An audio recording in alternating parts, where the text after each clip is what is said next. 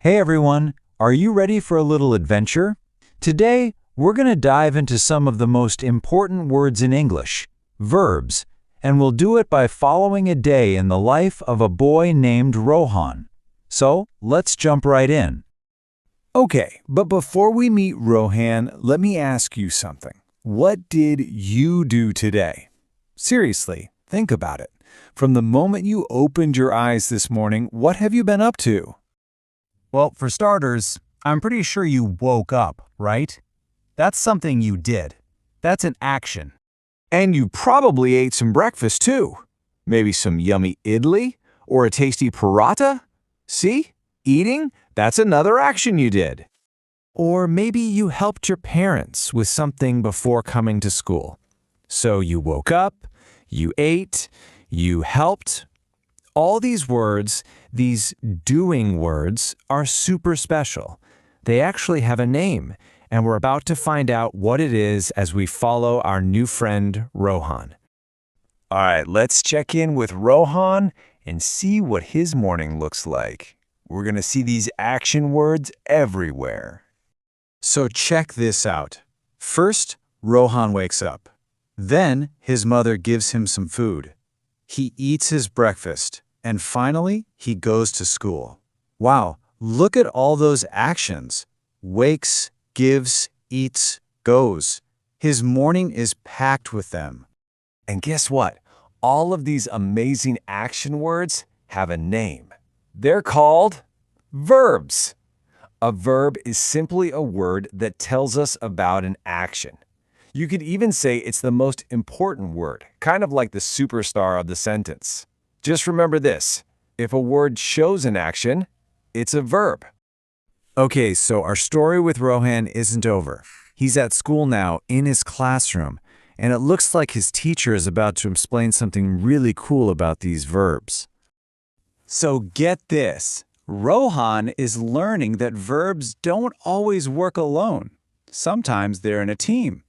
It's like you have the main hero, the main verb that shows the big action, and then you have these special helpers that support the hero. Let's look at what that means. If we say, he goes to school, the word goes is our hero, right? It's the main action. But what if we say, he will go to school? See what happened? Go is still our hero, but now it has a little helper, the word will. And that little helper changes things. It helps us know when he's going to school. Pretty neat, huh? And there are a bunch of these helper verbs. Words like can, was, is, and are. Just look at how they team up with the main action verbs. Can helps out help. Was gives a hand to singing. Is partners with taking. And are works with playing. They really do make an awesome team.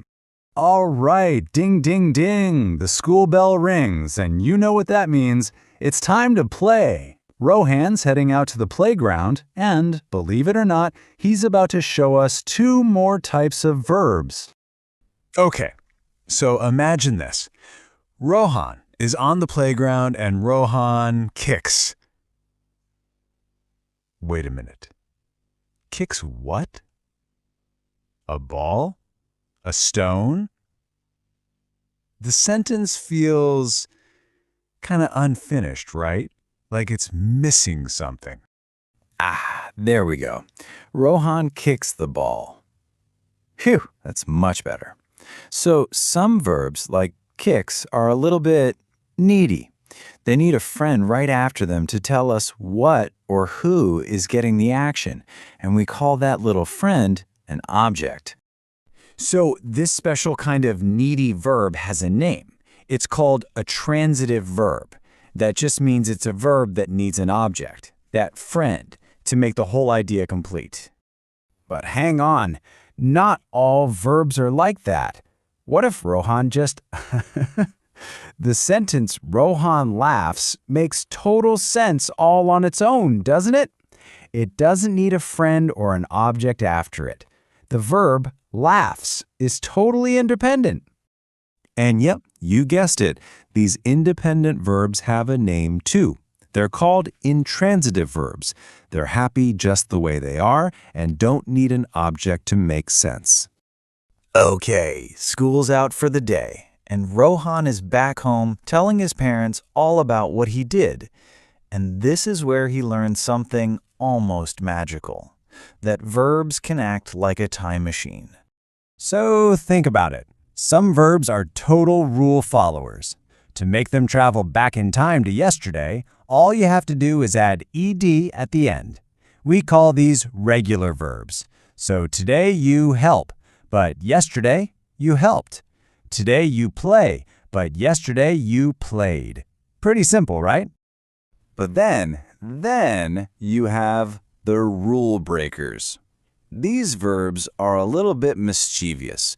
They don't follow that simple ed rule at all. These are our irregular verbs. To talk about the past, they change completely. So today you eat, but yesterday you ate. Today you write, but yesterday you wrote. They definitely keep things interesting.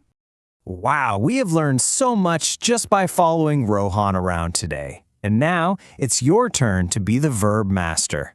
I've got a really fun and easy game you can play with your friends. Okay, here's what you do. First, get some friends and sit in a circle. Step 2. One person starts by saying any verb they can think of, like jump. Then, the next person has to make a sentence with it, like I jump high. And for a little bonus, they also have to say if it's regular or irregular. So jump, that one's regular. Then it's their turn to pick a new verb for the next person. It's a super fun way to practice. So, there you have it. Verbs are literally everywhere. They're in every single thing we do, from the moment we wake up to when we go to sleep. They're like the engine that makes our sentences go. And that just leaves one final question for you. What amazing action are you going to do next?